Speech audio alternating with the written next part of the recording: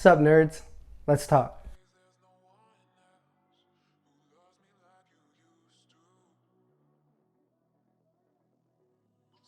Welcome to Anime Review. My name is Alden, and today I like to do As of Right Now.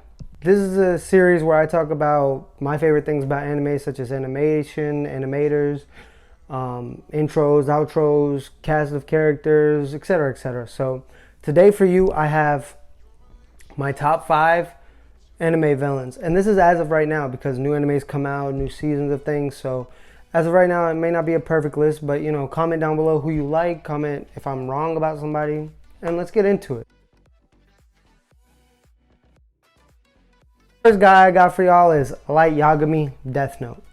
So it's kind of funny to put Light Yagami because he is actually the main character of his anime, which you usually don't see, whether it be in movies, cartoons, shows, whatever the case may be. And he's the main character, but he's also the villain.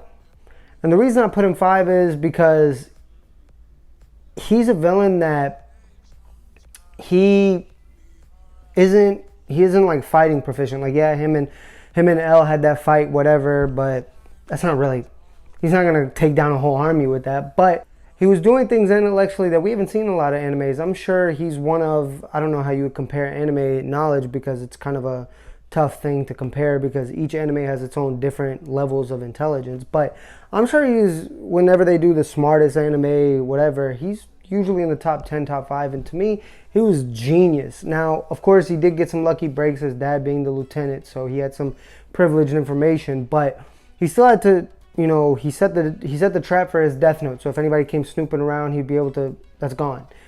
He was being surveilled, videos, audio. He was eating out of a bag of chips while still killing people, while making it look like he was doing homework. It was just brilliant to watch, to see the things he did, manipulation, deception, all that stuff. He even got his dad to get the Shinigami eyes so he could try to take down people. So it's just crazy to me to see what he went through and how evil he became towards the end. And towards the end, I mean, I knew there was no scenario where he could have ended it and been the winner or whatever. So he's number 5 for me just because of his intellect and how he manipulated the story to fit his way and his narrative. So that's number 5 for me. Number 4 is Sosuke Aizen, Bleach.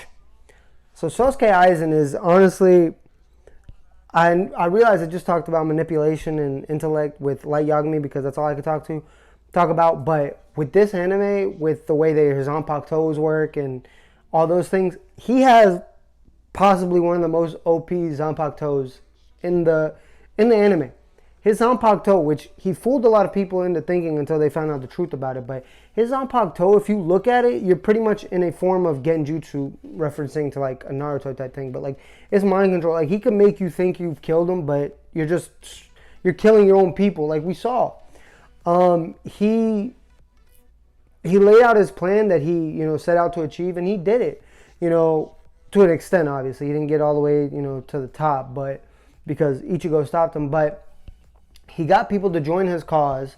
Now, it might have been for their own selfish reasons, but he got people to join his cause who were strong. He manipulated the Hollows to fight for him, even though he's their mortal enemy. And I realize he gave them powers and everything, but that's just a form of manipulation because he gave them powers, but he knew they would never become as strong as him. So it's just crazy to think of the first time you meet Aizen and then you find out he's like the one really pulling the strings. It's ridiculous. And Aizen honestly is one of my favorite anime villains in general, but number 4 is a good spot for him because I don't think he exemplified villainy, I guess you could call it. But he also, I mean, don't get me wrong, he was a villain. He was horrible. But the next 3 people should kind of show you why I mean what I mean. Number 3 is Orochimaru, Naruto. Now this guy, I don't know how he was in the village and they didn't just look at him and go, that guy's a villain, that guy's going to be evil. I don't know how he got up through the ninja ranks as far as he did. I mean, I know how he did it. Obviously, he was an excellent shinobi, but without them going, okay, hold on. We're teaching him a lot and nobody sees that he's evil. Like, in every flashback they ever showed, he looked like a snake. Now, I'm not saying you can judge a book by its cover, but it's one of those things where I've been like, yo, I got a feeling about you. But he performed a lot of forbidden ninjutsu, and he knew things about the village that the village leaders at that point in time, like, you know, the third Hokage, Tsunade, and, you know, so on and so forth, that they didn't even know. He's honestly, now, you know, I can talk about intellect with, I think, every one of these, you know, villains, because you have to be smart to be a villain, unless you're just super OP. But he showed that he could find things out that nobody else knew. Like, he uncovered history that nobody else had knowledge about. Like, he knew more about the Uchiha clan than I think even Sasuke or Itachi knew. He manipulated a lot of people, obviously, but he also helped a lot of people. He helped the Great Ninja War, so I kind of give him props for that, because, you know, because of him, they were able to reanimate and do the Forbidden City, all that stuff. The reason he's so high is just because how much he helped and also hindered the whole ninja world, not even just the Leaf Village. He spawned Kabuto pretty much, and Kabuto became another version of Orochimaru, not as smart as he is, because Kabuto tried to trap Itachi in a genjutsu, which I don't know why, but whatever. But yeah, Orochimaru was pretty much the catalyst for a lot of things in the Naruto world. So if you go back and actually watch and be like, yo, a lot of this stuff is happening because of Orochimaru. And he was a face for a lot of battles you see, but he was just behind the scenes manipulating things. Now, I know there's a bigger villain than that, but he's more higher up on the priority list for me because of how deeply he impacted Sasuke and, you know, the whole thing with Naruto, the other Jinchuriki and everything. So he's a number 3 for me. He's up there. Okay, number two is Makoto Shishio Moroney Kenshin. I don't know if I'm saying that right. But the reason I put him number 2 is kind of, well, I mean, this whole list is biased. But for him especially is because Moroney Kenshin is my top 5 anime, top 3 anime. He's basically the mirrored version of the Batosai, which is the nickname that was given to Kenshin Himura for his efforts during the war, who, after the war, he turned over a new leaf and he actually wanted to help people using the reverse blade. Makoto Shishio, on the other hand, you know, was killed, you know, by the government because he became too powerful. He knew too many secrets. And he regained his strength and he built an empire that he was on the verge of accomplishing, taking over all of Japan. So, and just the way he fights, like, because obviously a lot of these people fight, but he is honestly one of the people that fights so cool. Like, he uses his own body to create flames that throws off Kenshin Himura, and he pushes Kenshin to the brink of wanting to become the Batosai again.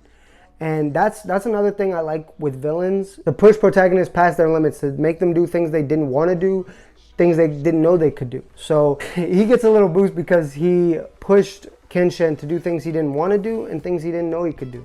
So, I mean, plus his fighting style is so cool. If you don't know, check it out. I'm sure you can find it on YouTube or something, or watch the full anime, please, because that's one of those anime that I feel is severely underrated. So it is what it is. But yeah, he's number 2 for me. He's a great villain. At least if you can watch him versus Kenshin Himura, final battle, you won't regret it.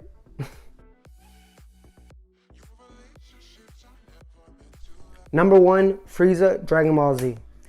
Now this is going to be the biggest shock. Dragon Ball Z is obviously my favorite, well, not obviously, but it is my favorite anime.